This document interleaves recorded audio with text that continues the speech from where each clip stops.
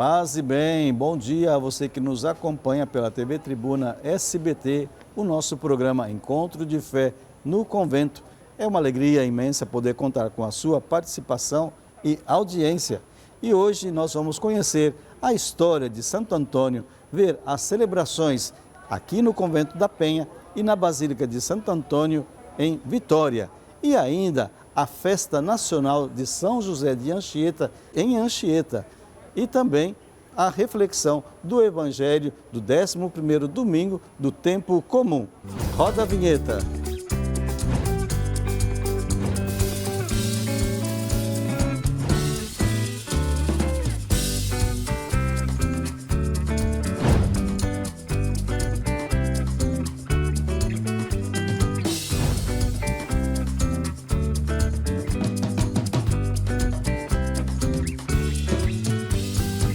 Estamos começando o nosso programa aqui ao lado de Frei Robson de Castro, que é daqui do Convento da Penha. E ele foi muito devoto de Santo Antônio, ele foi o pregador daqui do Tríduo de Santo Antônio. E hoje queremos bater um papo com ele, que ele vai nos falar um pouco sobre a vida do Santo Antônio.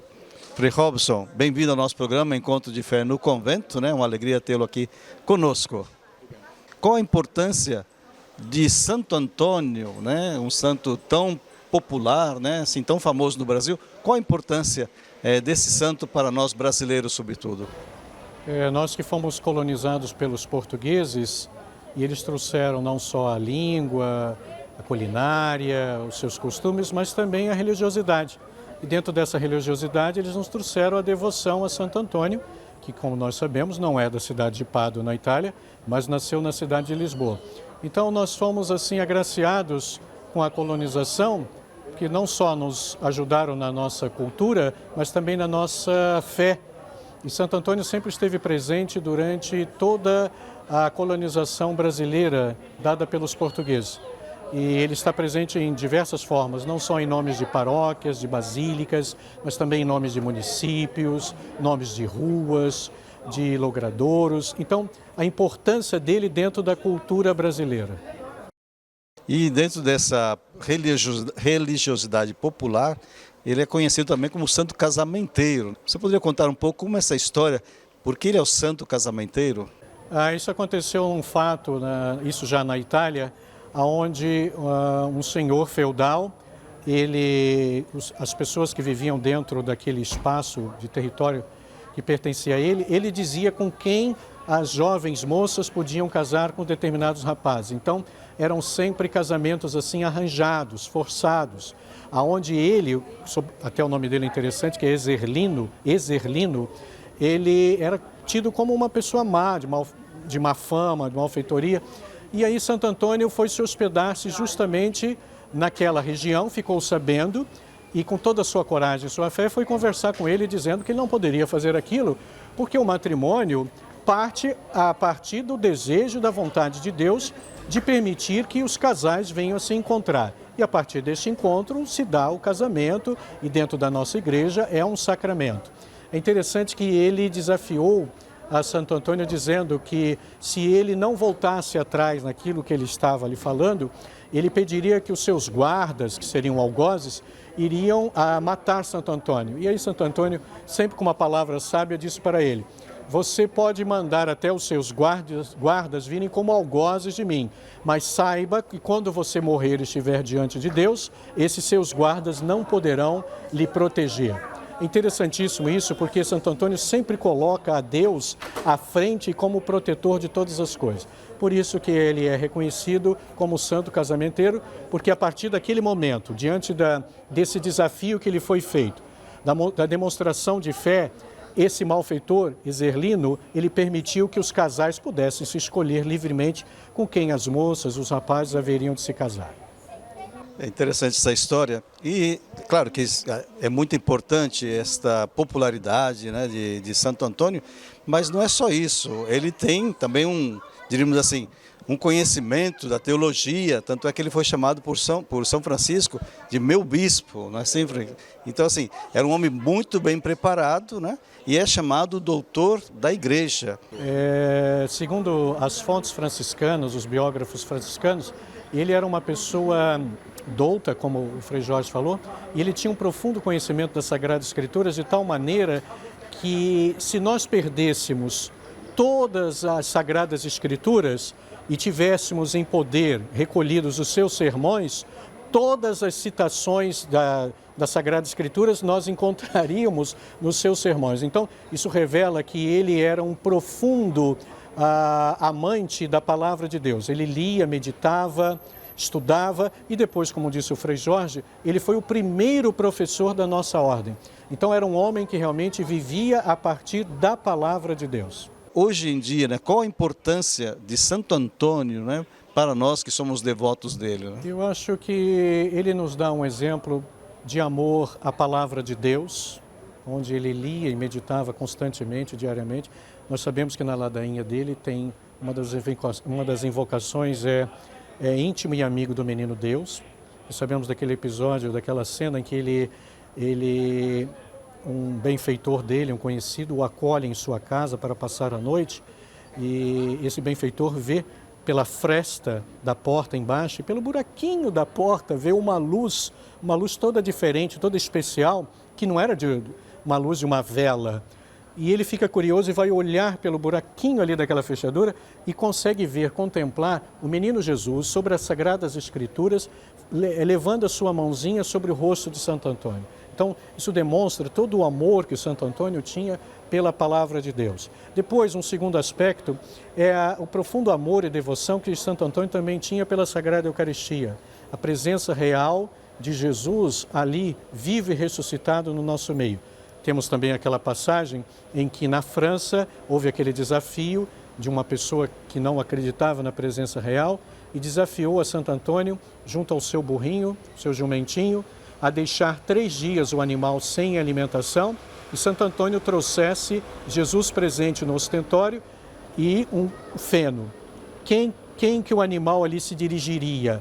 A Jesus na Eucaristia ou iria saciar a sua fome? Interessante que a gente sabe esse episódio. Santo Antônio aceita o desafio, é levado até lá e o burrinho diante da presença real de Jesus, ele se inclina e deixa ali o feno para depois. Então, isso é uma história para dizer o quão é importante para ele, para nós, esse encontro com Jesus Eucarístico que sempre nos mata a nossa fome e a nossa sede de Deus. Frei Robson, gostaria que você como você foi o pregador do Tríduo, deste ano aqui do Tríduo de Santo Antônio, né? Qual foi a temática, o que você gostaria de acentuar que foi importante nesse Tríduo, nessa celebração do Tríduo, aquilo que você gostaria mais de destacar? Bom, a pedido do Frei Djalma, que é o guardião do convento, ele me pediu para que eu pudesse conduzir essa oração do Tríduo. E no primeiro dia nós tomamos o Evangelho, sempre o Evangelho de São Mateus, todos os 3 dias, é claro, o Evangelho do Semeador, onde que esse Evangelho é especial para Santo Antônio, porque ele tem um longo sermão sobre isso, explicando praticamente cada palavra que está ali no Evangelho de São Mateus, com uma profundidade assim extraordinária. Então, recordar esta passagem do Evangelho, esse sermão de Santo Antônio, nos revela que nós também somos, assim, que tipo de terreno nós somos para a palavra de Deus que nos é lançada pela Igreja. Depois, no segundo dia, também no Evangelho de São Mateus, nós vimos a mulher, primeiro Jairo, que pede a Jesus para que vá até a casa dele para que cure a filha dele, e a mulher que sofria de hemorragia. Ali nesse Evangelho nós destacamos essa ideia que Santo Antônio também tinha de a maneira como Jesus nos toca. Jesus que vem até a nós e nos toca com uma profunda delicadeza, não de uma maneira agressiva, arrogante, violenta, mas sempre de uma maneira suave, nos abençoando, nos protegendo, nos perdoando. E aquela mulher que sofria de hemorragia, ela percebe isso e também age da mesma maneira. Então ela toca Jesus com delicadeza. É um toque especial. E ali nós partilhamos a ideia de que com as coisas de Deus, desde o sinal da cruz, manusear a palavra de Deus, aproximarmos-nos da Sagrada Eucaristia, tudo é um toque especial que nós temos que ter. Não podemos fazê-la de qualquer maneira, de qualquer jeito, como assim Santo Antônio fazia. E no último dia do Tríduo, nós recordamos a Jesus que compara o reino dos céus com duas parábolas. A primeira é de um homem que encontrou um tesouro escondido no campo, ou seja, não estava à procura do tesouro, mas o tesouro é que ele percebeu ali, ou seja, as pessoas que não estão à procura de Deus, mas Deus permite que elas venham a encontrá-los. E o segundo momento da parábola é quando o colecionador de pérolas preciosas encontra aquela que é a mais cara, a mais importante, vende todas as outras e fica com aquela. São aqueles e aquelas que já têm uma certa experiência, uma certa vivência de fé dentro da igreja, no seguimento de Jesus e que buscam sempre uma profundidade maior a respeito de Deus e das coisas de Deus. Falando ainda da devoção ao Santo Antônio, né, nós sabemos que todas as nossas paróquias, convento, temos a bênção do pão, né, uma tradição que já vem de muito tempo atrás, né? É interessante que o Santo Antônio sempre tinha essa preocupação também com os mais pobres, necessitados, aqueles que passavam fome. Por isso, ele mesmo, muitas vezes, na sacola que ele carregava, sempre de pães, óbvio que não podia ter outro tipo de alimento, porque ele andava muito pelos caminhos da Itália, da França, o pouco pão que ele tinha, ele ainda conseguia repartir com aqueles que ele vinha encontrando pelos caminhos e que nada tinham a comer. E é interessante nós notarmos, um episódio interessante, que à medida em que ele partilhava aquele pedacinho de pão que ele trazia numa sacola, dentro da sua sacola parece que sempre aparecia um outro pão, ou seja, nunca lhe faltava. E essa é uma tradição que nós, trazidas pelos portugueses, também temos. Quantas pessoas, ao participarem da missa ou da bênção de Santo Antônio, ao receberem um pãozinho, pegam aquele pãozinho, distribuem para pessoas que não têm e levam o restinho e colocam dentro da lata em casa, lata de arroz, lata de feijão e de farinha, e parece que aquele arroz, aquele feijão que lá está, ele nunca diminui. Pelo contrário, no final do mês ele sempre se mantém uma sobra a mais daquilo que foi calculada pelas senhoras, as nossas mães, as nossas avós e assim por diante. Então essa ideia da partilha, quando partilhamos, nunca nos falta nada. Nós gostaríamos também que se você nos abençoasse, desse a bênção a todos os nossos ouvintes, aqueles que nos assistem pela TV Tribuna, que nos dessem a bênção. Pela intercessão do glorioso e poderoso Santo Antônio, eis a cruz do Senhor, Pai, Filho e Espírito Santo. Afastai-vos para longe de vós todos os inimigos da salvação, pois venceu o leão da tribo de Judá, descendente de Davi, Jesus Cristo, nosso Senhor. Que esta bênção do glorioso e poderoso Santo Antônio desça sobre vós, a vossa família, e que esta bênção permaneça para sempre. Amém. Vamos ver como foi a festa de Santo Antônio na Basílica em Vitória com Christian Oliveira. Com muita alegria, milhares de fiéis encerraram a tradicional trezena e festa de Santo Antônio, invocado como padroeiro dos casais, dos apaixonados e dos pobres. O Santuário Basílica, em Vitória, Espírito Santo, acolheu devotos ao longo de todo o dia. O santo do mundo inteiro é muito querido pelos capixabas. No início da noite, foram incontáveis preces e súplicas, como a oração da Mônica. Vim para agradecer, não foi nem tanto para pedir, tá? Saúde, né, que a gente precisa, paz, né, nesse Brasil todo, amor, mais compreensão, porque foi ele que me deu meu marido. Vamos fazer 19 anos esse ano de casado. Para Lanusse, a tradição de participar da festa de Santo Antônio vem de família. É porque a gente, desde pequeno, cresceu na fé, né? No evangelho, no catolicismo. Aí a gente segue, graças à minha avó, a argentina, que hoje era o aniversário dela se ela estivesse viva. Ela vinha todos os anos aqui. Olha, eu sou criada, nascida e criada aqui. E a minha mãe faz ano no dia de Santo Antônio. Hoje, se ela estivesse aqui conosco, faria 82 anos. Teve gente que foi mais para agradecer, como a dona Marlene, que nasceu e é moradora de Santo Antônio há 90 anos. Nasci aqui e moro aqui ainda. Se Deus quiser, vou me acabar aqui. E eu sou devota de Santo Antônio mesmo. Eu tive já muitas bênçãos de Santo Antônio, muitas. Eu fiz uma promessa com Santo Antônio este ano e hoje eu me sinto bem melhor. Então, por isso que eu estou aqui, né, para rezar. Com a graça de Deus, de Santo Antônio, eu creio que ele intercedeu por mim junto a Deus, nosso Senhor, Jesus Cristo, e acredito que Jesus já ouviu Santo Antônio e já me atendeu. O encerramento da festa começou na Igreja Matriz de Santo Antônio, com a conclusão da trezena. Depois, o pároco e reitor do Santuário Basílica passou as instruções e envio da procissão. Com a imagem peregrina do Santo Padroeiro à frente, uma multidão seguiu o caminho até a Basílica, com orações, cantos e muita devoção.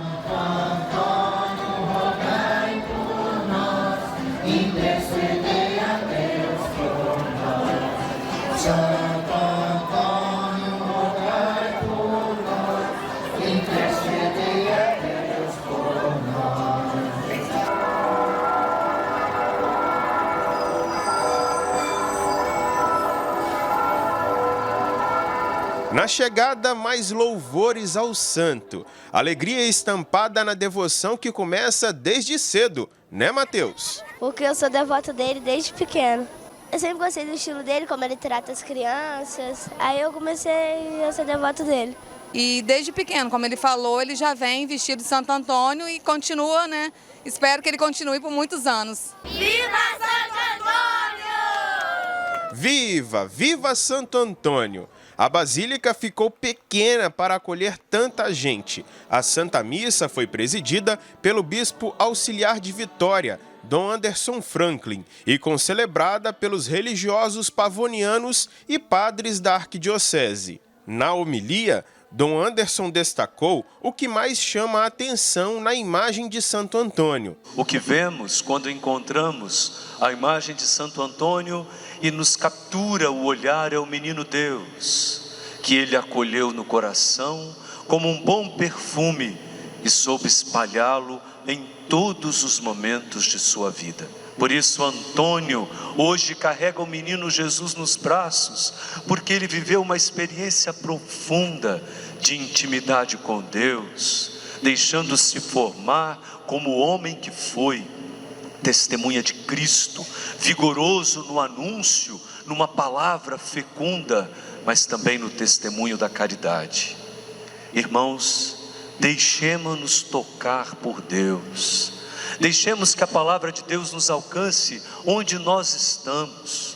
Celebrar Santo Antônio na capital capixaba é motivo de alegria em dobro. Isto porque o doutor da igreja, pai dos pobres, é também o padroeiro da cidade de Vitória. Nós temos aqui na Arquidiocese de Vitória, a cidade de Vitória, que também tem como copadroeiro Santo Antônio. Santo Antônio, na sua imagem, nos oferece em primeiro lugar Cristo. O menino Jesus nos braços deste nosso querido santo é sinal vivo daquele que invadiu a vida deste homem e o transformou profundamente, fazendo dele um grande pregador do Evangelho e um homem da caridade. O bispo ressaltou a importância da devoção popular a Santo Antônio. A devoção popular é um terreno muito fértil, pois nela os cristãos e cristãs católicos manifestam o seu desejo sincero de celebrar a vida dos seus santos padroeiros e reconhecer a alegria de tê-los como companheiros na viagem da vida. Por isso, neste terreno fértil da devoção popular, nosso trabalho, nosso empenho é plantar as sementes do Evangelho de forma ainda mais vigorosa, para que aqueles e aquelas que se reúnem para os festejos, para os grandes arraiais que se encontram espalhados no nosso imenso país, possam também celebrar a vida da fé e, marcados pelo testemunho, particularmente de Santo Antônio, assumirem o compromisso de serem discípulos e discípulas missionários de Cristo. Dona Lúcia cumpre uma promessa há bastante tempo e por isso faz pãezinhos para distribuir no dia do santo. Há mais de 40 anos eu faço essa dedicação, eu mesmo faço meus pães, enquanto eu viver eu vou continuar fazendo isso. Ele é uma bênção para mim, eu sou muito fã dele Eu botei o nome do meu filho de Leonardo Antônio. Eu rezo sempre por ele. Após a bênção final, a festa popular animou o público. Animou e alimentou também. Só comida boa.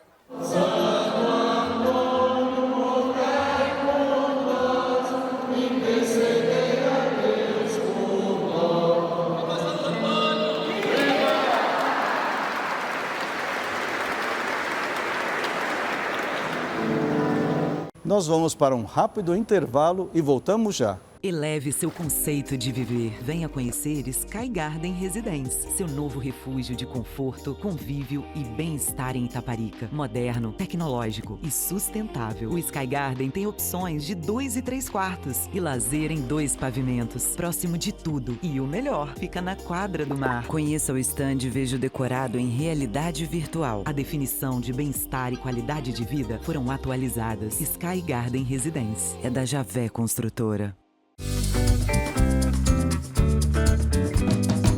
Chegou o momento da nossa reflexão do Evangelho do domingo com Frei Paulo Ferreira. Louvado seja nosso Senhor Jesus Cristo. Paz e bem. Amados e amadas de Deus, queridos irmãos e irmãs, 16 de junho, 11º domingo do tempo comum.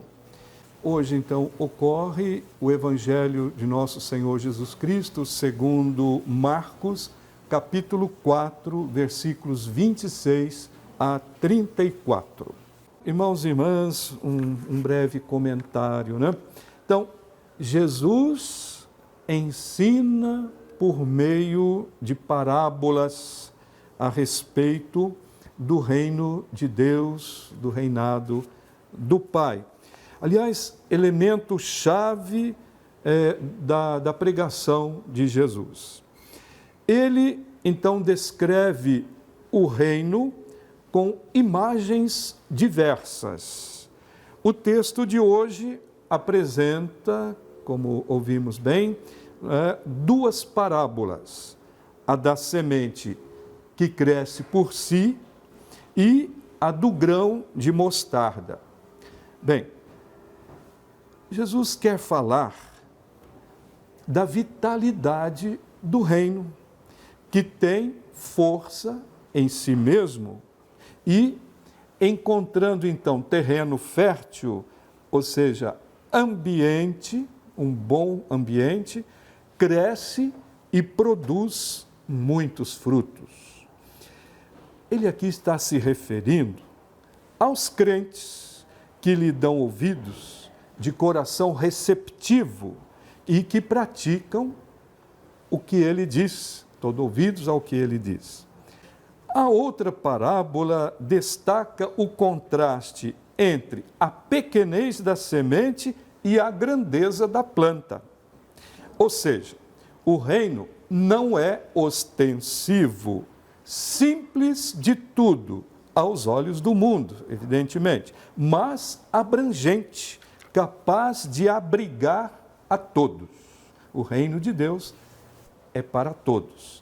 Podemos também concluir que, por pequenos que sejam os gestos que manifestam o reino, fazem a diferença no mundo. O reino de Deus é um dom eficaz, porém, exige de nós fé, compromisso, ou seja, adesão e colaboração, generosidade de coração. Assim, tudo de bom vai acontecer. Convento da Penha, Santuário do Perdão e da Graça, Vila Velha, Espírito Santo. Já vamos então nos preparando para a celebração desse 11º domingo do tempo comum. E o nosso convite de visitar aqui o Santuário da Senhora das Alegrias, sejam sempre muito bem-vindos. Paz e bem.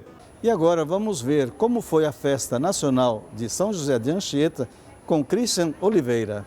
Milhares de fiéis participaram do encerramento da Festa Nacional de São José de Anchieta, no Santuário Nacional dedicado ao padroeiro do Brasil, na cidade de Anchieta, litoral sul do Espírito Santo. O evento marcou as celebrações pelos 490 anos de nascimento de Anchieta e os seus 10 anos de canonização. Ao longo do dia, muitos devotos passaram pelo santuário para elevar uma prece aos céus ou um louvor, como a Dona Perpétua, que foi agradecer por uma graça alcançada.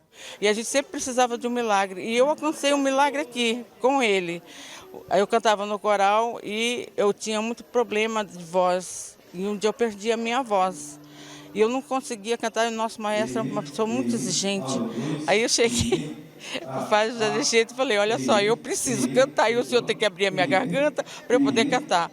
Aquele dia eu consegui cantar como ninguém naquele coral. E graças a Deus, a partir de lá eu nunca mais tive grandes problemas com a minha garganta. Já o irmão Alexandre organizou uma caravana saindo de Cariacica para participar dos festejos do padroeiro dos catequistas. Nós fretamos uma van, 15 membros da fraternidade, estamos aqui, viemos prestigiar essa data importante para a cidade, e para nós também, porque é um dos nossos padroeiros, da nossa fraternidade, e não menos importante a gente estar aqui, para vivenciarmos esse momento de fé, participarmos da Santa Missa em honra a São José de Anchieta. Só agradecer, porque é mais um ano de vida que nós estamos aqui vivenciando essa data maravilhosa. De Aracruz, no norte capixaba, a aldeia indígena Guarani Nova Esperança participou da programação cultural. Os indígenas, tão queridos pelo pai da cultura brasileira, apresentaram uma dança típica dentro do projeto Viva Anchieta.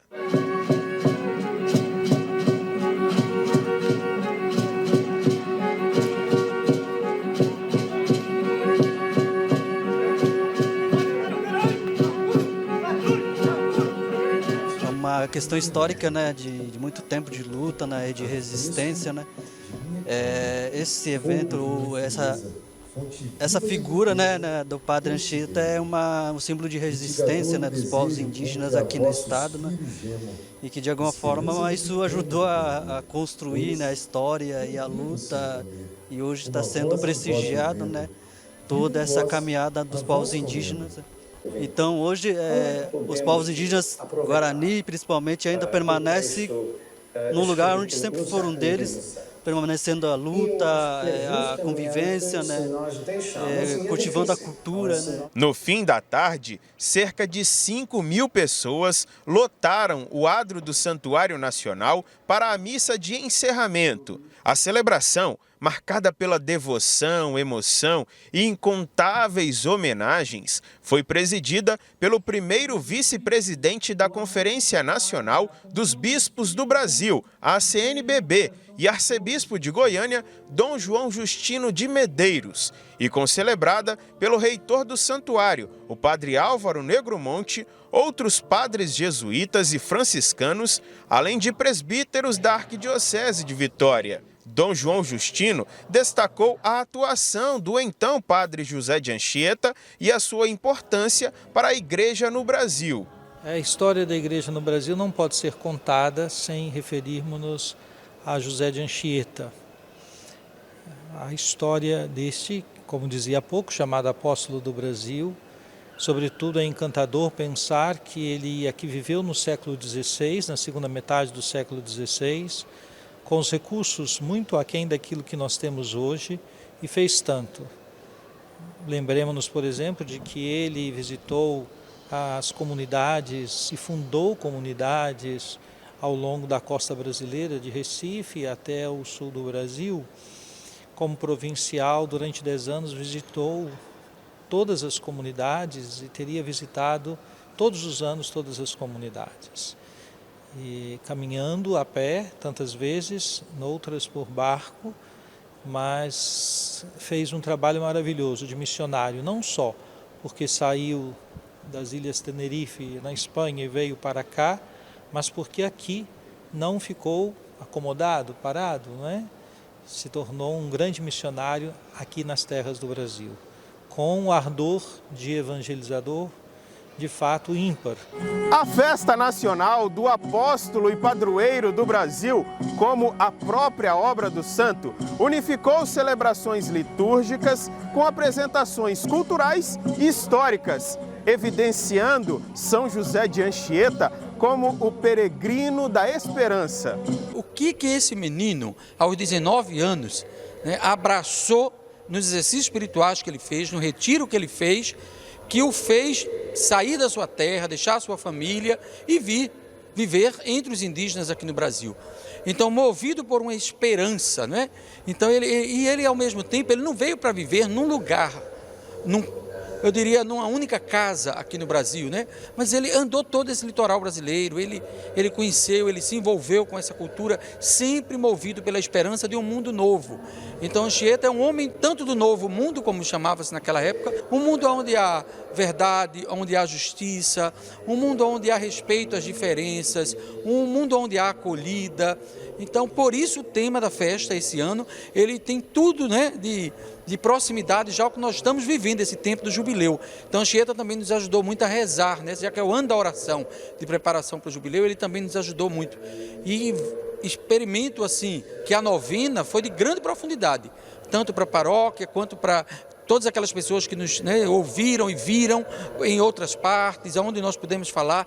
Então foi um tempo de encontro de nós com nós mesmos, encontro das pessoas, encontro com Deus e encontro com o santo, esse santo que está vivo. Na homilia da missa, o vice-presidente da CNBB também enfatizou o legado de São José de Anchieta.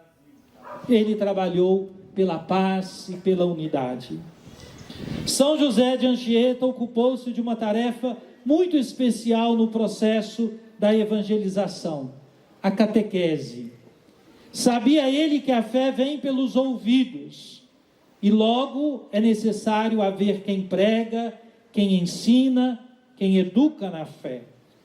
Anchieta fez isso de modo extraordinário em seu tempo, enculturando-se pelo aprendizado das línguas indígenas e nelas anunciando o Evangelho de Jesus Cristo e a doutrina cristã. Depois da liturgia eucarística, Dom Justino abençoou um ícone russo-bizantino, que foi enviado ao Santuário Nacional para compor a arte sacra do espaço e ficará exposto no retábulo lateral.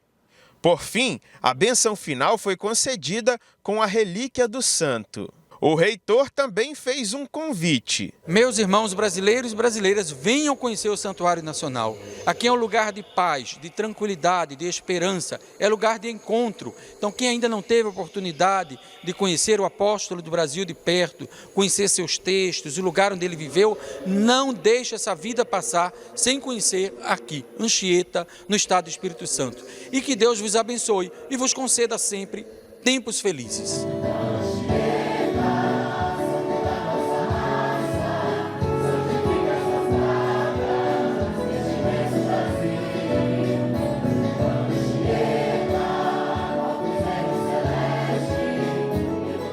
E queremos agradecer a sua participação e audiência.